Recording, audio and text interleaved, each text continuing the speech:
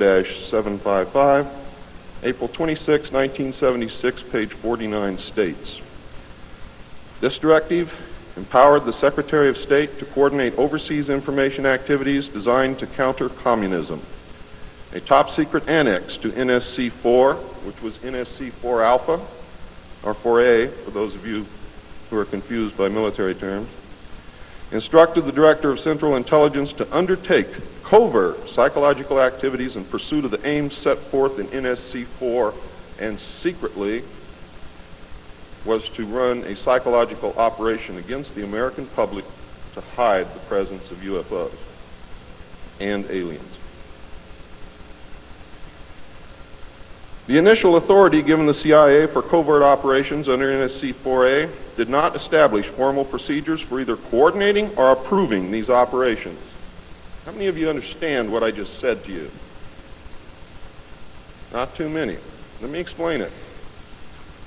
What this means, the initial authority given the CIA for covert operations under NSC-4 Alpha did not establish formal procedures for either coordinating or approving these operations. That means they had to answer to no one. It means go do what you got to do. Don't bring any dirt back here because we don't want to see it. Just get the job done. Don't ask anybody. Don't report to anybody. That's exactly what it means. It simply directed the DCI, which is the Director of Central Intelligence, to undertake covert actions and to ensure, through liaison with state and defense, that the resulting operations were consistent with American policy. The only guideline was that it was consistent with American policy.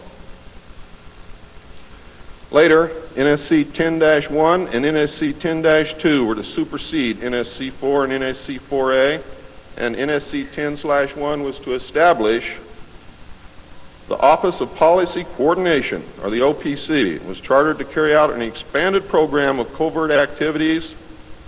It was directly responsible for the alien task projects, and it was the direct forerunner of MJ-12. NSC 10-1 and 10-2 validated illegal and extra-legal practices and procedures as being agreeable to the national security leadership. Reaction, of course, was very swift. In the eyes of the intelligence community, no holes were barred. Under NSC 10-1, an executive coordination group was established to review but not approve covert project proposals. Why? Because if you've ever read or known anything about President Truman, he was a mean little guy, and he didn't believe in trusting everybody else to do the right thing, and he kept the power solidly in his hands. He did not give it to anyone.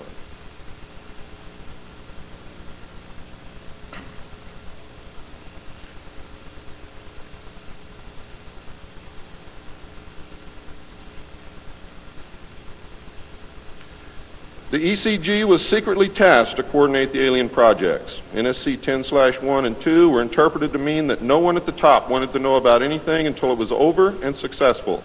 These actions established a buffer between the President and the information, and it's important that you understand this because it's important later.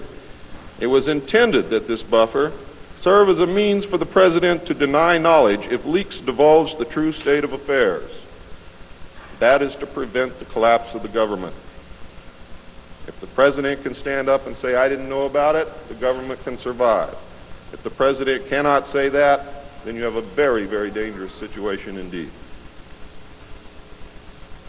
The buffer was used in later years for the purpose of effectively isolating succeeding presidents from any knowledge of the alien presence other than what the secret government and the intelligence community wanted them to know. NSC 10-2 established a study panel which met secretly and was made up of the scientific minds of the day and may very well have included some of those names which are on the fraudulent document known as Majestic 12 or the Eisenhower briefing document, which is in reality a contingency plan to lead you right through the Rose Garden.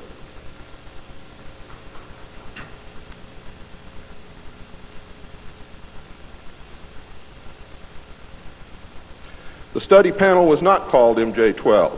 In fact, the study panel was never called MJ-12. Another NSC memo, NSC 10/5, further outlined the duties of the study panel. These NSC memos and secret executive orders set the stage for the creation of MJ-12 only 4 years later. Now it gets nasty. Secretary of Defense James Forrestal began to object to the secrecy. He was a very idealistic and religious man who believed that the public should be told. When he began to talk to leaders of the opposition party and leaders of the Congress about the alien problem, he was asked, which is a polite way of saying you're fired, to resign by Truman. He expressed his fears to many people and rightfully believed that he was being watched and that his life was threatened.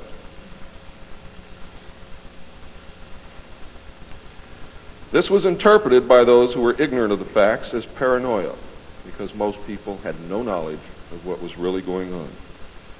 Forrestal later was said to have suffered a mental breakdown and was admitted, they say, actually, he was committed to Bethesda Naval Hospital against his will. In fact, it was feared that Forrestal would begin to talk again and he had to be isolated, discredited, and shut up. Sometime in the early morning of May 22nd, 1949, agents of the CIA tied a sheet around his neck, fastened the other end to a fixture in his room, and threw James Forrestal out the window. The sheet tore, and he plummeted to his death, and he became one of the first victims of the cover-up. The live alien that had been taken from the 1949 Roswell crash was called EB. It was short for extraterrestrial biological entity, and all aliens are not called EB. EB had a tendency to lie, and for over a year would give only the desired answers to questions asked. Those questions which would have resulted in an undesirable answer went unanswered. At some point during the second year of captivity, he began to open up, and the information derived from EB was startling, to say the least. And this compilation of his revelations became the foundation of what would later be finished, called the Yellow Book. Photographs were taken of EB, which among others, I and Bill English were to view years later in Grudge 13.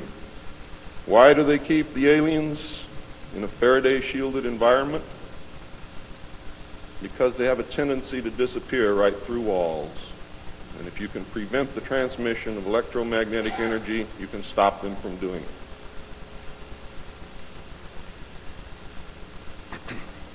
In late 1951, EB became ill.